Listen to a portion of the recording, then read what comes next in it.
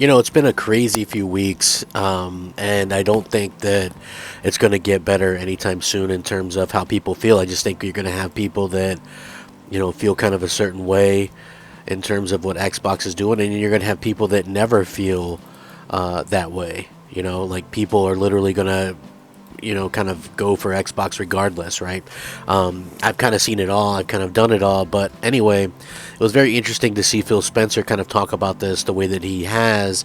And I just thought it was kind of ironic from where it comes from, because the more, and listen, I don't hate Phil. I don't hate Xbox. I love Xbox. That's why, I'm so passionate about some of the things they're doing that I kind of deem as a mistake or whatever from a perspective. But remember, back in 2016, when they said, they're going to put all their games on PC day and date, and I said they'll never win another NPD, and they didn't. And, now that they're putting stuff on PlayStation, they'll sell even less consoles, and they will. Right, that's just like a foregone conclusion. I know people are going to get tired of hearing that. Maybe people unsubscribe, think I'm like some big PlayStation fanboy or whatever. That's not the case. This has nothing to do with PlayStation. But, this was funny to me anyway, and I want to get right into it. So Phil Spencer made this announcement and was talking about it. He's talking about a big game that's on PlayStation right now, Helldivers 2. Like, this game came out of nowhere. Have you guys played it? I haven't played it or anything like that yet, but it did sort of seemingly come out of nowhere. And it's huge. It's like, in fact, the Steam numbers for Helldivers 2 have more players than Halo Infinite had at launch, right? So they've topped Halo Infinite's all-time numbers on Steam, despite the fact that Halo Infinite was a free-to-play title. So that's weird. Helldivers 2 is a $40 game. I'm not sure it interests me, although I like the idea of, a game that's sort of like, Starship Troopers. It just, I don't know, like, I don't think I would have the people on PlayStation to play it with, and I'm really interested in playing PlayStation at this particular point anyway. But Helldivers 2 has been a huge success since it launched, and people have noticed, and that includes Phil Spencer, who questioned the benefits of its console exclusivity on PS5. The game's console exclusivity is, of course, on PlayStation.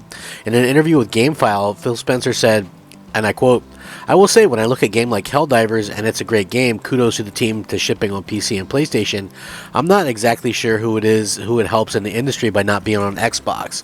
If you try to twist yourself to say, like, somehow that benefited somebody somewhere." He continued on, "I get it." He also acknowledged that Microsoft does the same practice by having exclusives of its own, kinda, I guess, and reiterated that shipping more games onto new platforms makes them more accessible.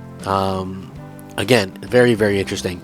The comment definitely seems strange and a little bit hypocritical coming from Xbox, considering it spent the last several years on an acquisition spree to bolster its first-party portfolio, even reportedly going so far as to scrap the PlayStation 5 version of Redfall. Well, they dodged a bullet there, which was already in development. However, considering that Helldivers 2 is a live service game, maybe it would benefit from having a bigger player base. It's the first Sony-published game to launch simultaneously on PS5 and PC, so the comments are completely unfounded, but it's just Xbox that's left out of the picture here. And let's just be honest. And listen, I'm an Xbox fan. I love freaking Xbox. I do. But let's just be real here for a second. Xbox doesn't have a big install base. Okay? Like, people, third parties, whatever, they aren't missing out on much not being on Xbox day and date, right? Or even ever, a lot of people think Sony pay all this money to third-party developers to put their games on PlayStation exclusively, and it's probably, to be quite frank about it, not even a huge amount of money, and sometimes it's probably free. I'm just being honest, because, and this like hurts to say, because I didn't realize this from the outside looking in, or from the inside looking out. Like, it was hard to really pick this up as an Xbox fan until all the discourse over losing exclusives came up, right? And then it was sort of, easier to kind of see exactly kind of what was going on.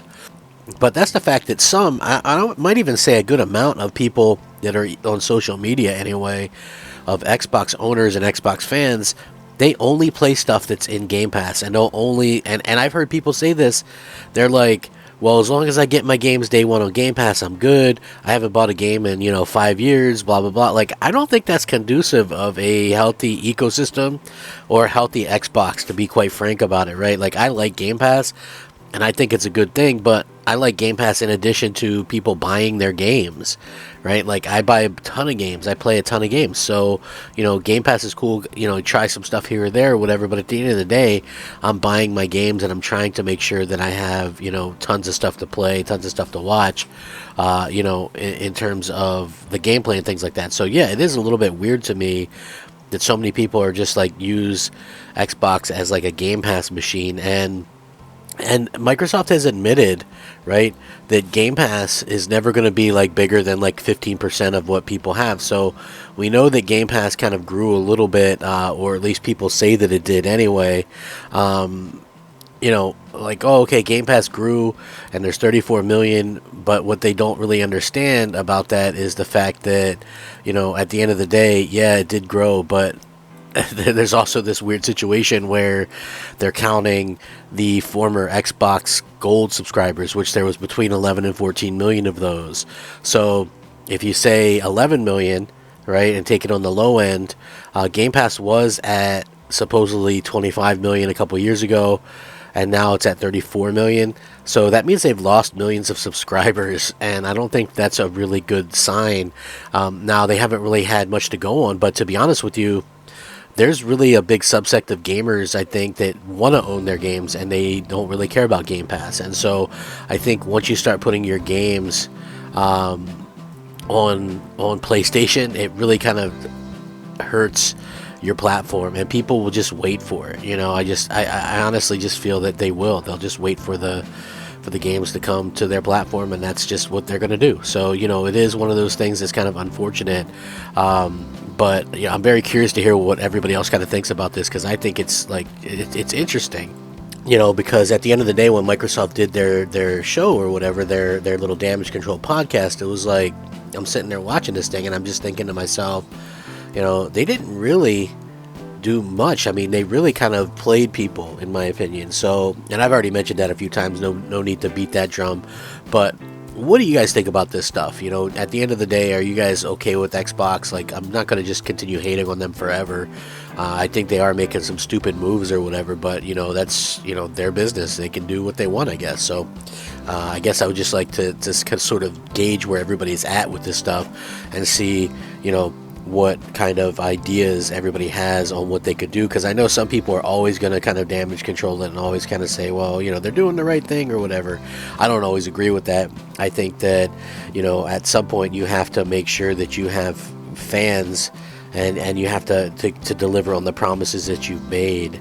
But that's just me. I'm crazy like that. So also apologies again. I am under the weather, so it's been kind of crazy, to say the least. So anyway, I'm Crap Gamer. This has been Crap Gamer Reviews. Thank you so much for watching. Have a great day. Crap Gamer out.